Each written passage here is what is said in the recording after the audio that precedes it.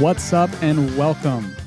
This is me, you, and Switch 2. I'm me, Tom Tate, and you are you, so let's talk about Switch 2. This is your podcast for the latest Nintendo Switch 2 news. We're going to keep things short and sweet, as we always do, 5 to 10 minute long episodes every Tuesday, every Friday. It's Tuesday, August 12th. Because it was a light news weekend, we have a bit of a shorter episode, I think it'll be short. I wanted to share quickly kind of what I've been playing. But first, I want to give a shout out to a new 5-star review on Apple Podcasts. This is from Jesse Loves God, and Jesse writes, great, very straightforward, and fun to listen to.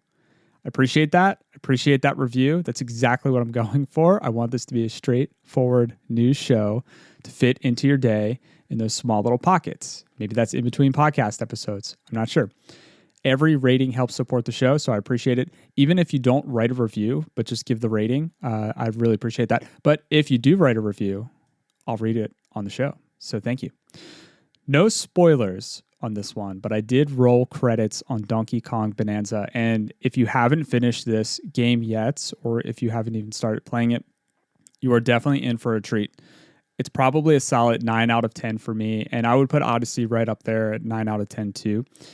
Just enjoyed it from beginning to end. I thought it was an incredible game.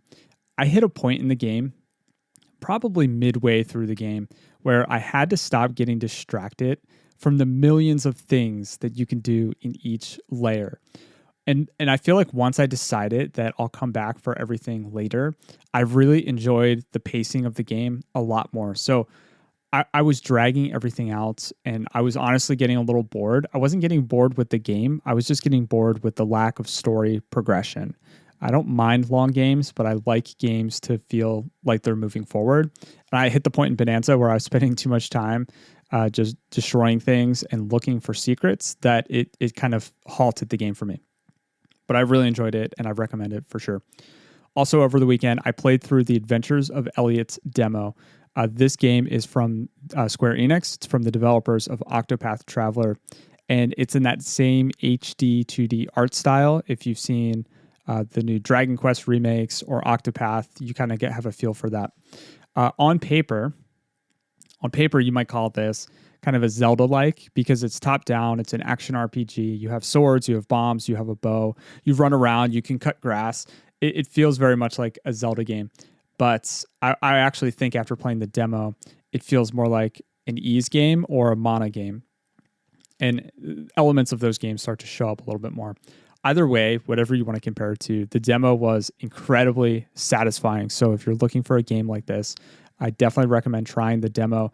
This fills a very specific nostalgic niche for me.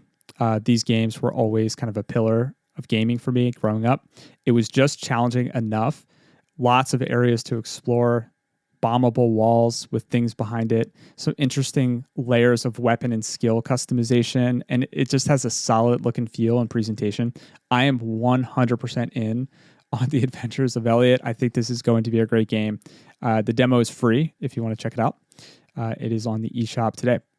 Square Enix did do a feature interviewing the team behind it, so I'll link to that in the show notes. I think it's the same team behind Bravely Default, Triangle Strategy, a bunch of great games.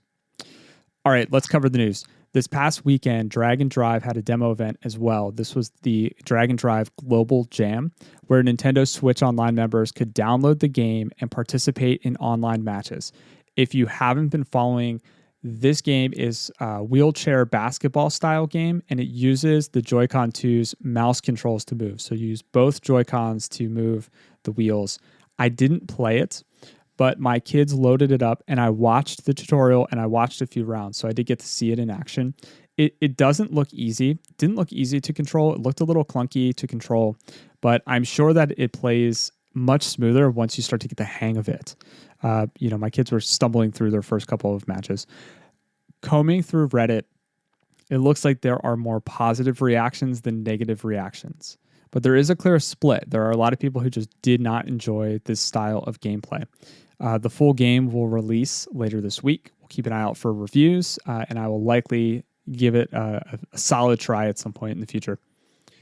Blue Sky user Nintendo Patents Watch discovered that Switch 2 part suppliers have reported an increase in purchase orders from Nintendo, leading them to believe that Nintendo is ramping up production for the holiday season and beyond. This is good news for anyone that hopes to buy a Switch 2 around then. Hopefully it won't be too hard to get your hands on it. Right now, I think there's solid demand and decent supply. I've heard of a lot of people who have been able to just get their Switch 2 relatively easily.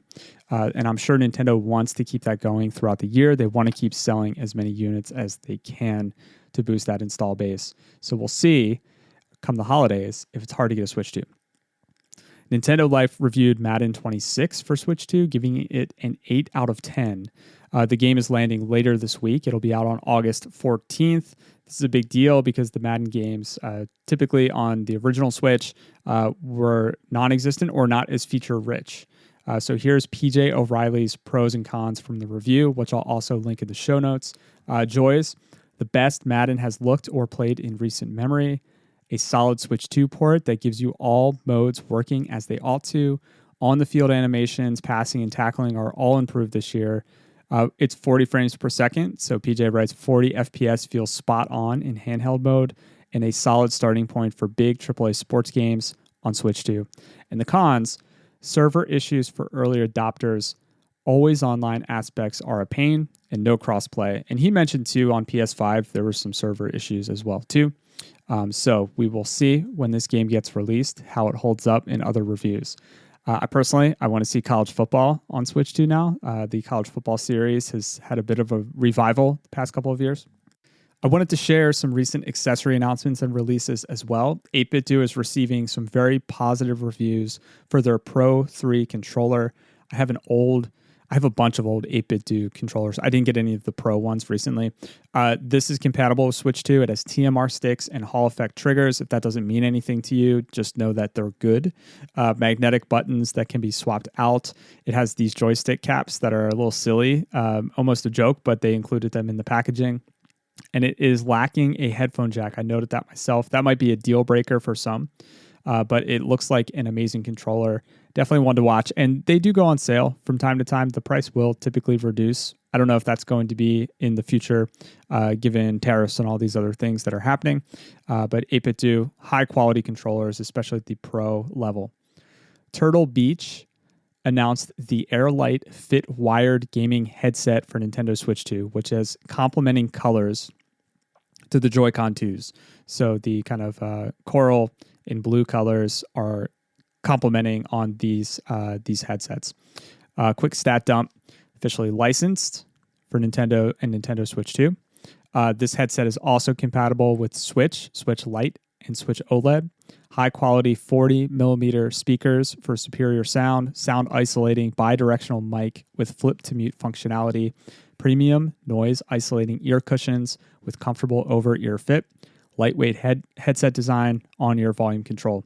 So the kicker with these, $27.99. Not bad. Feels like you get a lot of features. If they hold up and they don't break quickly, this might be a good headset if you're looking for one. And finally, Capcom announced its second set of Street Fighter VI Amiibo trading cards. This set will contain 38 new cards, and they unlock in-game functionality for the Switch 2. So these are actual trading cards that function as Amiibo. And then last but not least, on Nintendo's official YouTube channel, we've got a new video. It is Fortnite, Chapter 6, Season 4, Shock and Awesome, Nintendo Switch 2. I'm not a Fortnite player. I don't play Fortnite, but this trailer was oozing with nostalgia because it promoted the Mighty Morphin Bundle, which I guess is just a bunch of Power Ranger skins, but a lot of throwback visuals to Power Rangers. You can check that out. I have the link in the show notes. So that's it for today. Switch2pod.com for all the things. I'm on Blue Sky at Switch2pod. I'm not very good at self-promotion, so if you dig the show, please share it with a friend, a Reddit community, Discord friends, wherever you hang on the internet. A kind rating or review goes a long way. I'll read the best ones on the show. I want to thank you, as always, for your time and your attention. Much love. Now go play some games.